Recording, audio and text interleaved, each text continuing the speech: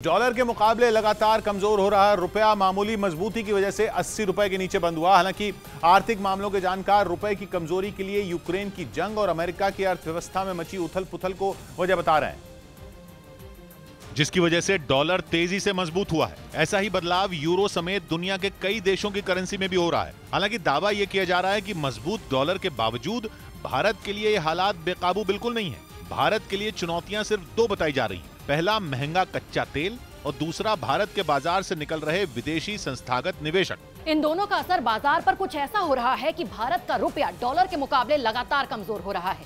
ऊपर से भारत के इंपोर्ट का बिल बढ़ता जा रहा है। कच्चे तेल की कीमतें कम हो या न हो, भारत के लिए तेल पहले से ज्यादा महंगा हो रहा है। भारत का एक्सपोर्ट हमेशा इंपोर्ट के मुकाबले कम रहा है और इसीलिए इसका असर भारत के विदेशी मुद्रा भंडार पर पड़ रहा है। 1991 के बाद से ही भारत का इंपोर्ट हमेशा भारत के एक्सपोर्ट से ज्यादा रहा है और इस बार भी हालात न तो कुछ नए हैं और न ही अलग हैं।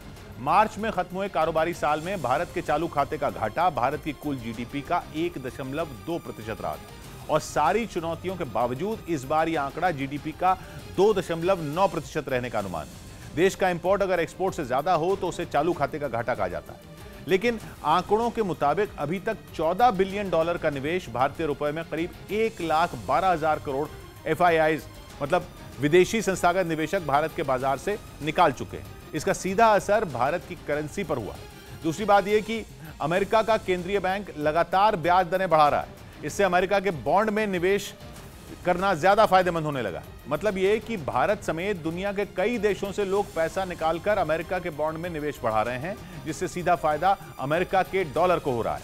हालांकि लगातार ब्याज दरें बढ़ने से अमेरिका में मंदी का खतरा भी पूरी दुनिया को सता रहा है। ऐसे माहौल में आमतौर पर निवेशक अपना पैसा वहां लगाते हैं जहां उन्हें किसी तरह का खतरा महसूस न हो। इसीलिए मंदी की आशंका के बावजूद लोग अमेरिका के बॉन्ड में पैसा लगाना एक सुरक्षित निवेश समझ रहे हैं, जिसका सीधा नुकसान भारत जैसे कई देशों की करेंसी को हो रहा है।